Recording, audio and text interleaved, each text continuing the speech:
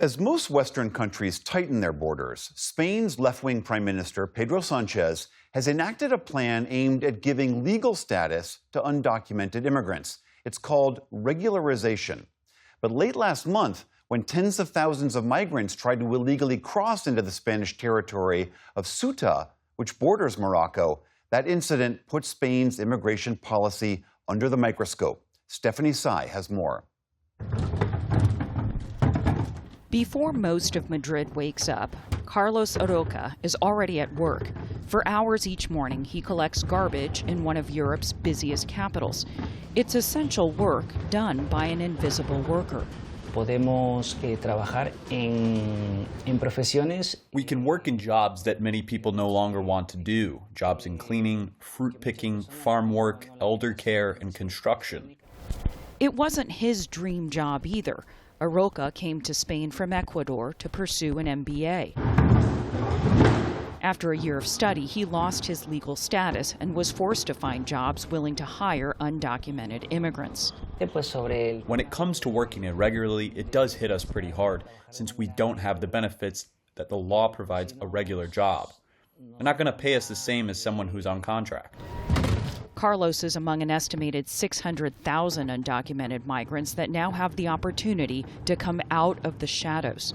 The royal decree approved in April provides temporary and renewable legal status to undocumented immigrants who have lived in Spain for the last 5 months and have no criminal record. These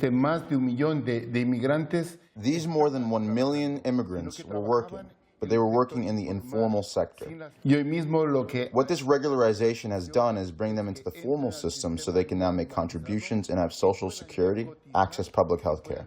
Vladimir Ravello is the president of a migrant advocacy group in Spain. The nonprofit has spent decades helping migrants navigate the immigration system.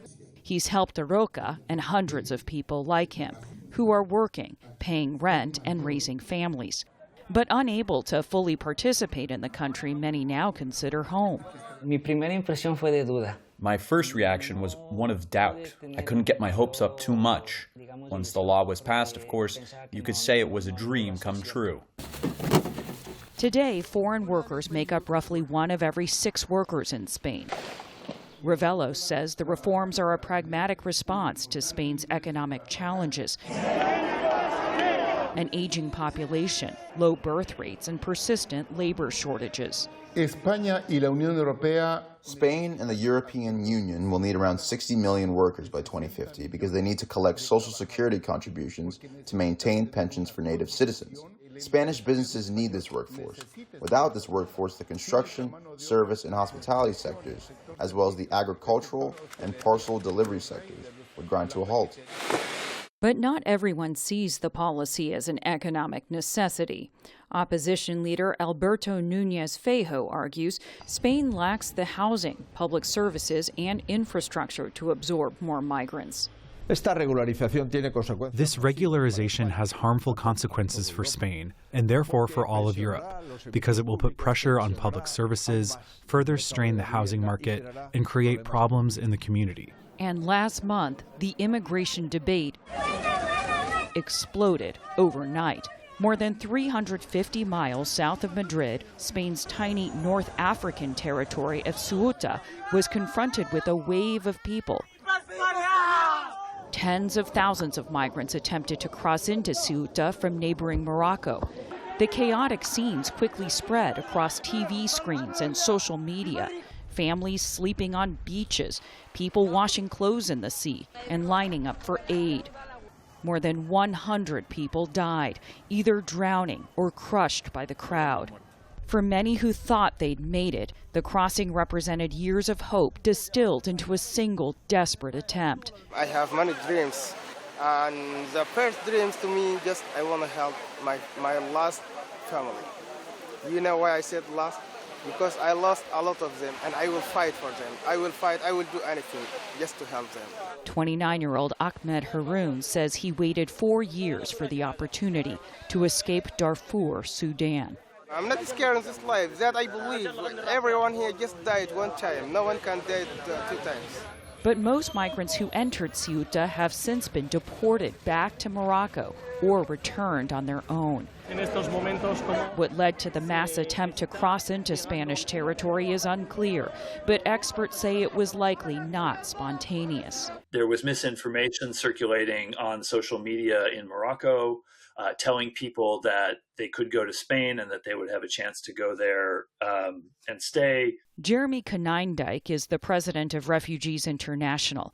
He said the role Morocco played in the chaos deserves scrutiny. What we do know pretty definitively is that the Moroccan border guards, who would normally have prevented something like this, did not obstruct it. This was a breakdown, potentially a willful breakdown by the Moroccan government in their border controls, perhaps to put some kind of pressure on Spain, because they knew that there would be this kind of hysteria in Europe over these sorts of images. The images gave anti-immigration voices fuel to criticize Spain's immigration reforms, even though Spain has long taken a hard line on the kind of irregular migration that occurred in Ceuta. Spain's far-right party president, Santiago Abascal, reacted. We are facing an invasion, and it must be called that. I think that at this point no one can deny that the arrival of 65,000 people, according to what's being said at the moment, is an invasion, and we are facing an act of war promoted by Morocco and tolerated and allowed by Pedro Sanchez. 22 European Union member states, led by Italy and Denmark, warned that large-scale regularization programs risk drawing more migrants to Europe. The far-right immigration narrative in Europe has always been that Europe is going to be overrun by people from around the world if they open their doors and if they treat migrants humanely. And so for them, they want to spin this as definitive proof of that. Konijndijk says far-right anti-migrant sentiment undermines the economic solution that he says more migration offers and that Europe needs. They've created for themselves an impossible situation where their economy desperately needs migration and their politics will not allow for it. What we see the Sanchez government doing here in Spain is trying for a more sane and rational migration policy that actually reflects the realities of their country and their economy. Carlos Arroca says he's looking forward to having more personal stability and returning to his original dream of working in business. Carlos, what is your message to people who don't agree with these immigration reforms? We migrants, in most cases, leave our countries in search of a better life. And what we come here to do is to contribute to the country that welcomes us. We want to be able to fit into an environment of coexistence through our work and our culture, respecting the traditions they have, but also contributing our own, which are also very valuable. For the PBS News Hour, I'm Stephanie Tsai.